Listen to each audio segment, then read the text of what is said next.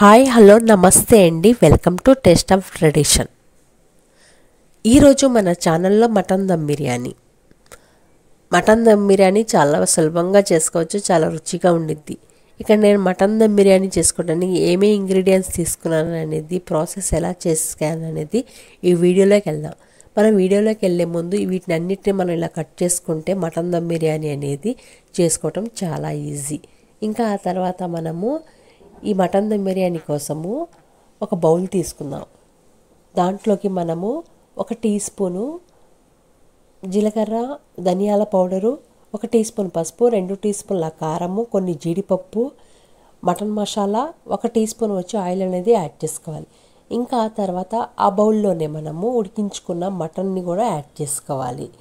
ఈ మటన్తో పాటు 50 గ్రాముల పెరుగు అనేది యాడ్ చేసుకోవాలి. 4 టీ స్పూన్ల అల్లం వెల్లుల్లి పేస్ట్ అనేది యాడ్ చేసుకోవాలి.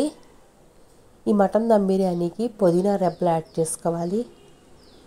ఒక గుప్పెడు కొత్తిమీర రెబ్బలు కూడా యాడ్ చేసుకోవాలి. ఇలా యాడ్ చేసిన తర్వాత 3 మీడియం సైజ్ టమాటాలు చాప్ చేసుకొని యాడ్ చేసుకోవాలి.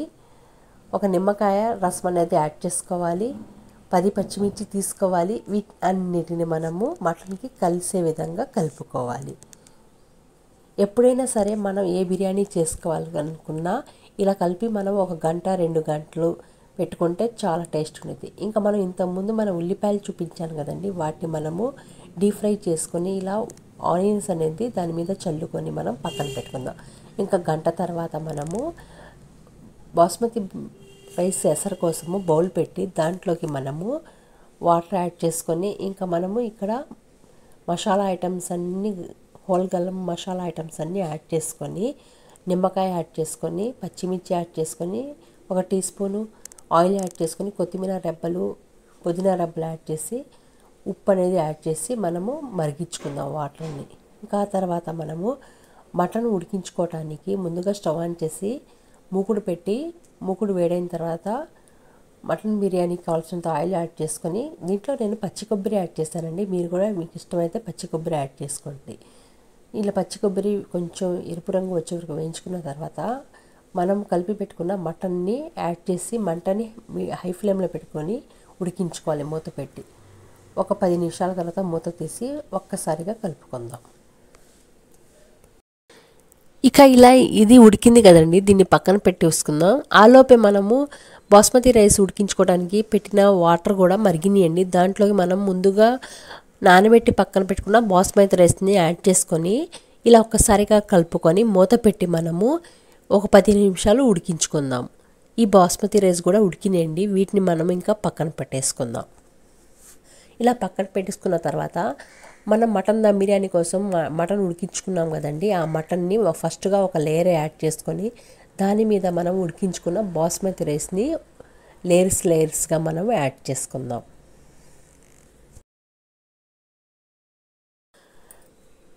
నచ్చిందండి నా వీడియో కనుక మీకు నచ్చినట్లయితే లైక్ చేయండి, షేర్ చేయండి, కామెంట్ చేయండి, నా ఛానల్ని సబ్స్క్రైబ్ చేయండి.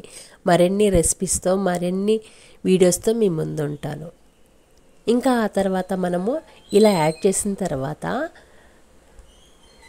లాస్ట్లో వచ్చేసి మనము ఇంకో లేయరు బాస్మతి రైస్ అనేది యాడ్ చేసుకోవాలి. ఇంకా లాస్ట్లో ఇంకా మనం దీంట్లోకి నిమ్మకాయ అనేది 2 చెక్కలుగా యాడ్ చేసుకోవాలి. 4 పచ్చిమిర్చి యాడ్ చేసుకోవాలి. 1 టమాటా అనేది ఇలా ముక్కలుగా కట్ చేసుకొని యాడ్ చేసుకోవాలండి.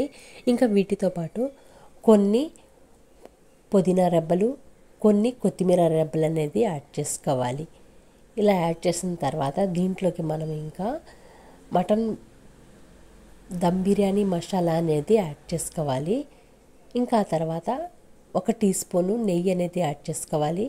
ఫుడ్ కలర్ అనేది యాడ్ చేసుకోవచ్చు, మీ ఆప్షన్ అండి, మీకు ఇష్టమైతే యాడ్ చేసుకోండి, లేకపోతే స్కిప్ చేసేయండి.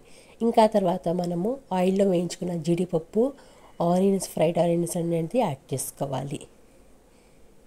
ఇంకా లాస్ట్లో వచ్చేసి మనం ఉడికించుకున్న బాస్మతి వాటర్ అనేది కొన్ని యాడ్ చేసుకొని మూత పెట్టేసి మనము దాని మీద వేడి రైస్ అనేది పైన పెట్టి మనం బరువు అనేది పెట్టి ఒక 10 నిమిషాలు వదిలేస్తే మంటని లో ఫ్లేమ్లో పెట్టుకొని ఇలా బాస్మతి ఇంకా మటన్ దమ్ బిర్యానీ అనేది ఇలా పొడిగా మనకి రెడీ అవుతుంది. Okay friends, bye.